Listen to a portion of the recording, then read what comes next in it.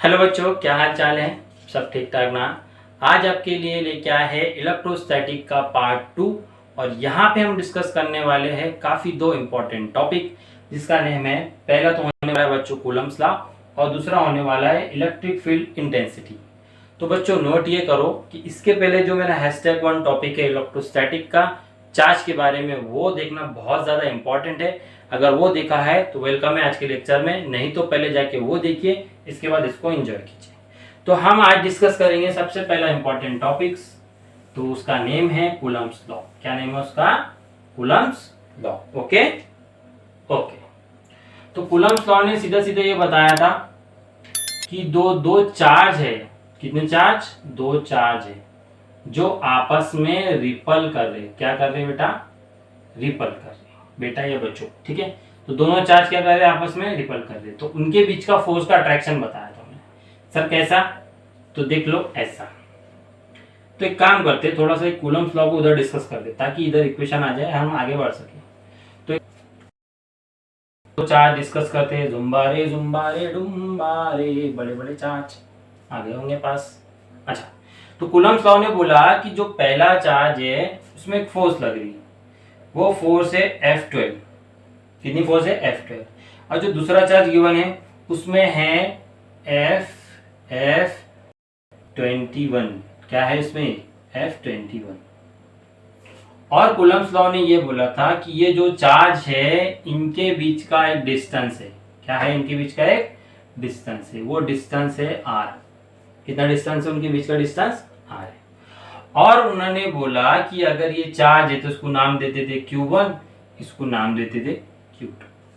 अगर मैं यहां से यहां तक की रेडियस देखूं तो ये इसको मैं मान सकता R1, और यहां से यहां तक की रे तो ये हो सकती है R2। तो कूलम्स लॉ ने इतना बताया था। और कूलम्स लॉ का बोलना ये था कि जब मैं दो फोर्स आपस में लाऊं तो इतनी चीजें मुझे गिवन मिलती है। और गिवन मिलने के बाद उन्होंने एक इक्वेशन बोला था। क्या बोला था? कि F ये डायरेक्टली प्रोपोर्शनल है किसके? तो Q1 के और Q2 के। सही बात है कि F जो फोर्स डायरेक्टली प्रोपोर्शनल किसके किसके? Q1 के और Q2 के। डायरेक्टली प्रोपोर्शनल का मतलब समझता हूँ ना, ये तो थोड़ा सुनते हुए यार, डायरेक्टली प्रोपोर्शनल मतलब एक और एक से ज्यादा मिलने वाली क्वांटिटी जो ज्यादा हो, ठीक है। तो एक और एक से ज्यादा क्वांटिटी मिलने वाली आ गई हमारे पास। तो F किसके प्रोपोर्शनल है? Q1 Q2 के। और उनका बोलना ये था कि F ये डायरेक्टली प्रोपोर्शनल है 1/r² की। अब देखो तोते तोड़ गए होंगे, 1/r² मतलब है रेडियस रे, R1 R2 वाला रेडियस, वो वाला रेडियस। क्लियर? तो F is directly proportional to 1/r² है। यानी उनका कहना ये था फाइनली कि F ये डायरेक्टली प्रोपोर्शनल है Q1 Q2 अपॉन में R का स्क्वायर। Q1 Q2 अपॉन में R का स्क्वायर। फोर्स लग रहा है एक मेक को, ये क्या कर रहे हैं? रिपल कर रहे हैं। तो फोर्स किसके प्रोपोर्शनल है? Q1 Q2 अपॉन में R स्क्वायर की। फिर इन्होंने लिखा F, और यहाँ पे डायरेक्शन हटाया और यहाँ पे आया K। K क्या है? कांस्टेंट। K क्या है रे बाबा? कांस्टेंट। यहाँ पे लिखा R स्क्वायर, यहाँ पे क्या लिखा? R square. इतना दिखाई पड़ रहा है कि नहीं? मैं चेकआउट मान लो एक बार। ओके, क्लियर दिख रहा है यहाँ पे। कूलम्स का मानना ये था कि जो भी चार्ज आपस में रिपल करते तो उनके बीच में लगने वाला फोर्स कितना है बच्चों? तो F = K Q1 Q2 upon में R। ये बात कब की चल रही? ये बात चल रही 1785 की। किसकी? कब की? 1785। तो उनका मानना है था F = K Q1 Q2 upon में R²। हमेशा याद रखना कि दो चार्ज के बीच में रिपलने वाला फोर्स कितना है? K = Q1 Q2 अपॉन में R का स्क्वायर। ओके। और K की वैल्यू आती है 8.98। कितनी आती है बच्चों?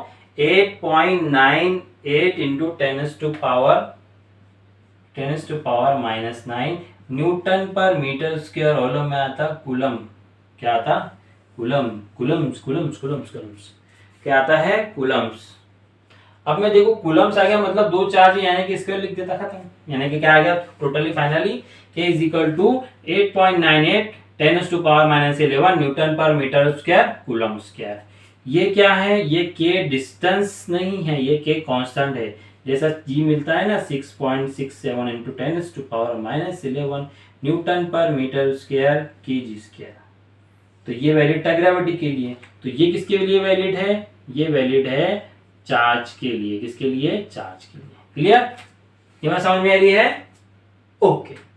और उन्होंने एक चीज बताया यहाँ पे कि चार्ज अगर मीडियम में हो, मीडियम में हो, अब चार्ज मीडियम में मतलब चार्ज जब स्मॉल हो, यानी कि स्मॉल अट्रैक्शन हो, सिंपल सा वही होने वाला। मीडियम में हो, एक मीडियम मतलब छोटे स्मॉल ही पार्टिकल घूमेंगे।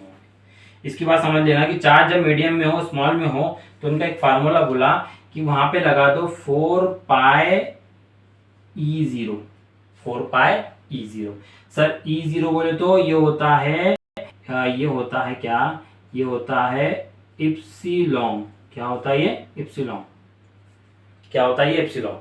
लिखने की जरूरत नहीं इतना कुछ खास। ये क्या होता है? ई इप्सिलॉन। तो ये कहाँ लगाने की बोला उन्होंने कि जहां पे चार्ज मीडियम में रहा। तो फाइनली अगर मैं इसका फार्मूला क्रिएट कर सकता हूँ, F is equal to 1/4π epsilon Q1 Q2 upon में R का स्क्वायर।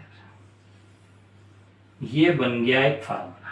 देखो K का साइन हट गया, K हट गया, वहां पे क्या रख दिया? 1/4π एप्सिलॉन। एक बार में चेकआउट करो, दिखाई पड़ रहा है कि नहीं? बिल्कुल सही, बिल्कुल सही। और इप्सिलॉन की एक वैल्यू होती है बच्चों 9.10⁹ 9.10⁹। देखो ये दो चीज़ा है, 9.10⁹ और होता है 8.9। ये समथिंग एकदम समथिंग बोले तो क्लोज ही है, 9 के क्लोज ही है। ठीक है, तो इतनी बात ध्यान रखना। ये क्या है? Coulomb's law. ये क्या है? Coulomb's law. पास करके छापो।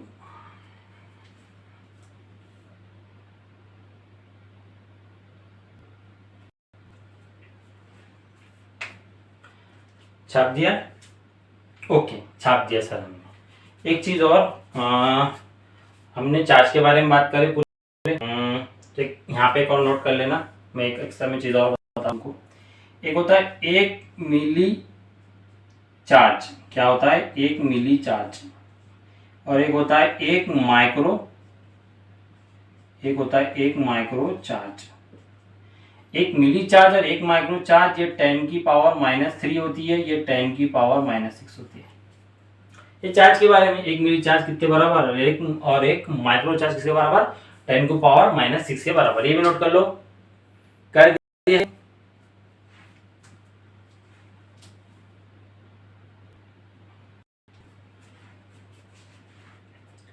कर दिया है? ओके, ठीक है, क्लियर करते हैं वहां से।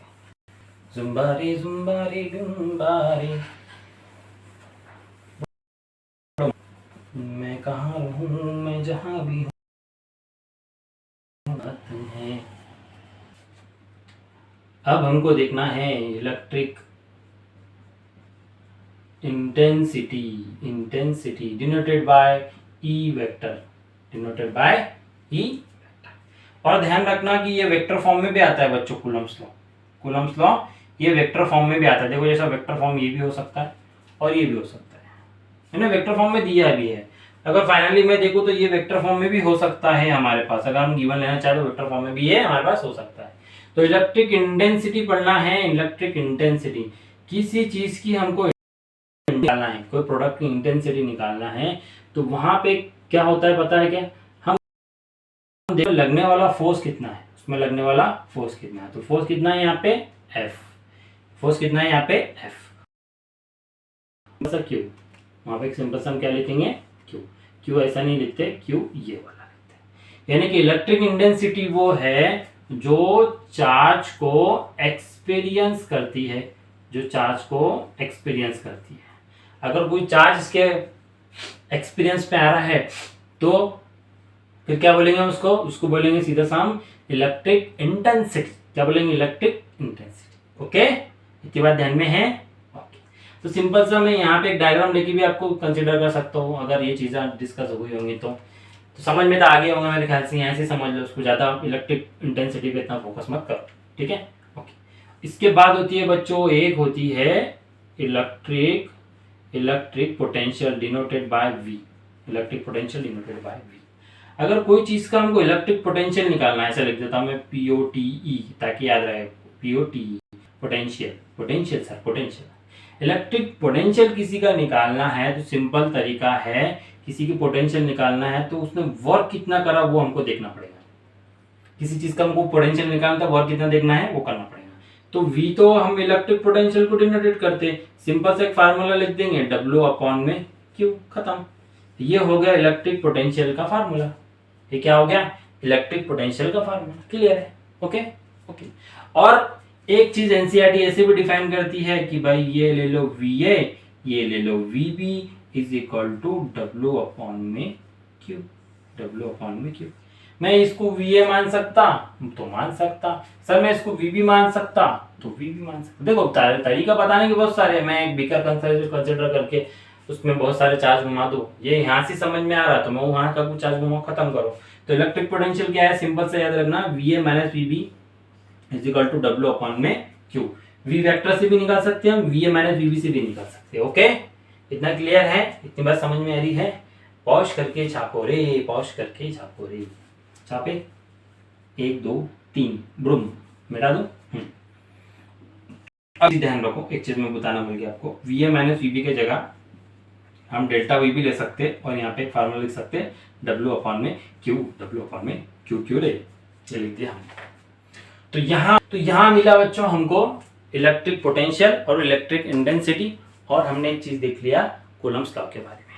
तो यहाँ पार्ट 2 को खत्म करते हैं। वीडियो अच्छा लगा होगा तो लाइक सब्सक्राइब करें हमारे चैनल को। Thank you and bye.